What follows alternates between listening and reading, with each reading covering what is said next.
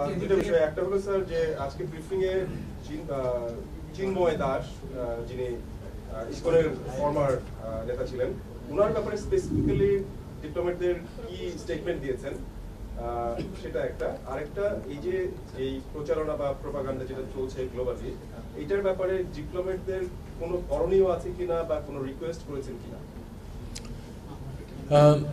দেখুন, প্রথমত চিন্ময় ব্রহ্মচারী যেটা বিষয়, এটা অবশ্যই উল্লেখ করেছে, আমার ব্রিফিংও উল্লেখ ছিল যে চিন্ময় ব্রহ্মচারী কী পরিস্থিতিতে তাকে অ্যারেস্ট করা হয়েছে এবং তারপরে কীভাবে প্রসিডিংস হয়েছে, কোর্ট তার বেল দেয় নাই, তখন তারা যে একেবারে ঘেরাও করে ধরেছে ইত্যাদি ইত্যাদি।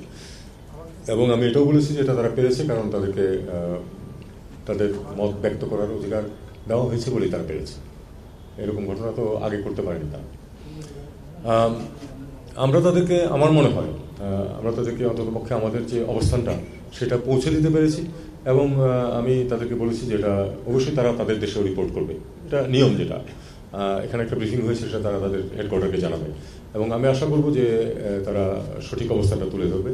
এবং আমি ব্যক্তিগতভাবে কাউকে বলেছি যে তোমাদের যে মতামতটা, দু একজন উল্লেখও করেছেন যে একজন বলেন যে আমি বরিশালে একটা বিয়ে অ্যাটেন্ড করতে গিয়েছিলাম, হিন্দু সম্প্রদায়ের একজন বন্ধু, বিদেশি একজন রাষ্ট্রদূত পশ্চিমের, এবং তার মিশন থেকে বলছিল যে আমাদের সিকিউরিটির ব্যবস্থা করি। উনি বললেন যে আমি তাকে বললাম যে না, আমি সিকিউরিটি চাই না, আমি নর্মাল সিচুয়েশনে ওখানে হাজির হতে চাই।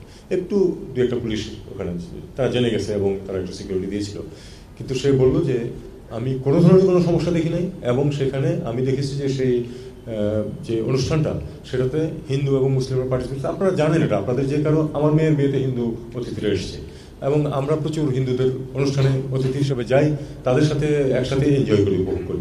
ঠিক এই পিকচারটা উনি দিয়েছেন। আমি তখন তাকে রসিকতা হিসেবে বললাম যে please tell your friends and your headquarters যে তোমার এই এক্সপিরিয়েন্স। সে বলছে yes I will do that.